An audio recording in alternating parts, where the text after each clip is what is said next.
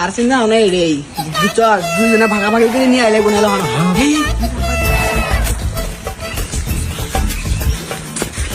আব্বা এটা কথা গেলাম মনে কি কবা দেখি কও শুনি। তুমি জমা যা আছে যা কিছু আছে সব আঙ্গ দুই ভাগ ভাগ করে দৌ এনে দৌ বলছ ভাগ বাটারা করে দিতে আছে। বাড়ির গাড়ি আছে এটা গরমে দে, নষ্ট হলে ঠিক করবি তুই, তেল ভরবি তুই, চলামো আমি। গলত গরু আছে এটা, ঘাস দিবি তুই, দুধ দোয়াবি তুই, খামো আমি। আমি ঠিকই গেছেন ঠিকই গেছেন। জমি আছে আল্লাহ, চাষ করবি তুই, ফসল তুলবি তুই, খামো আমি।